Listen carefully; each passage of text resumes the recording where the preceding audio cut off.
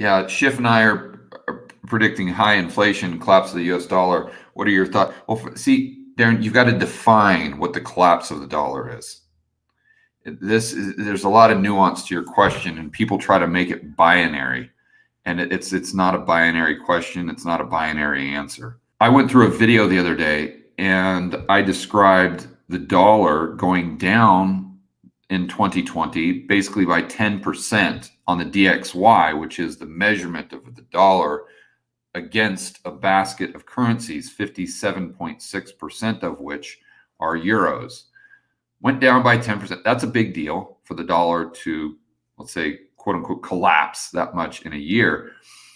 But I also pointed out, well, I don't know, can you consider 10% a collapse?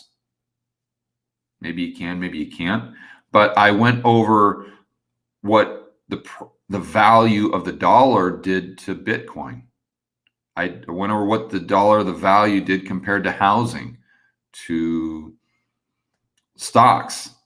And when you look at those things, you see that, my goodness, the dollar, especially compared to Bitcoin, completely crashed.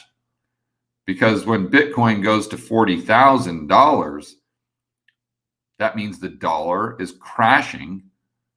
The value of the dollar is crashing relative to Bitcoin, if that's what you want to buy.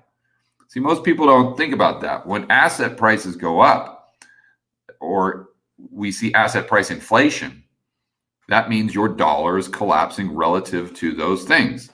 See, for whatever reason, we just think about it in terms of consumer prices, but there's a lot of things. So, and then when we talk about a dollar collapse, are you talking about a collapsing in relationship to the groceries you buy?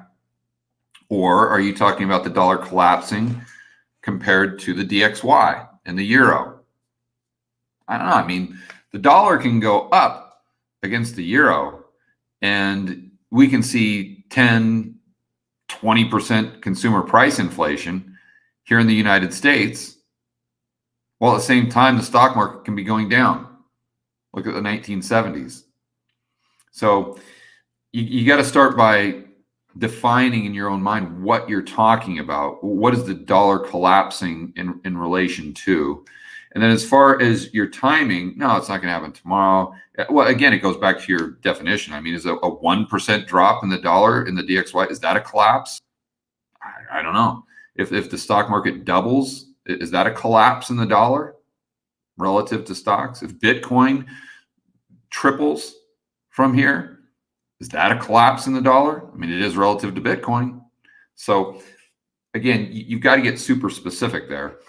And if you're just talking about the United States seeing domestic inflation rates that were consistent with what we saw in the 1970s, I don't think you're gonna see that in the next 6 months, maybe a year, but it's a long-term view.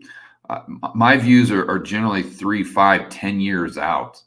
Very difficult to predict swings up or down in the next 6 months.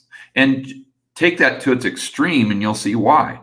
Like, can any of us right now on this live stream predict with a high degree of certainty what the dollar is going to do tomorrow? Like, if you had to bet your house as to what the dollar is going to do tomorrow, would you have any level of confidence? No, you don't know. I don't know. Goes up, goes down. I'm not quite sure. Then take that even further. What is the dollar going to do in the next 5 minutes? What is it going to do in the next 30 seconds? What is it going to do in the next 5 seconds? You see, the shorter you get that time frame, the more unknowable, or the more difficult it is even to attach probabilities to a specific outcome.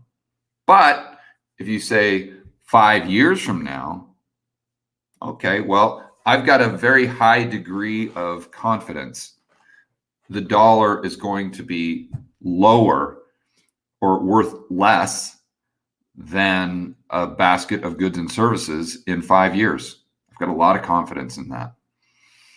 So I think the takeaway there is make sure you're really looking at the nuance, the devil's in the details when you're talking about the quote unquote collapse of the dollar. And then also I like to look at things in terms of 3 years, 5 years plus. I really don't like to look at things in terms of tomorrow or the next week or the next 6 months, because I think it's just it's a crapshoot at the end of the day. Even with the pros, I don't think they have an edge on that. They may say they do, but maybe someone that's a technical, like a chartist, might have a bit of an edge there. But other than that, I think we're just all guessing.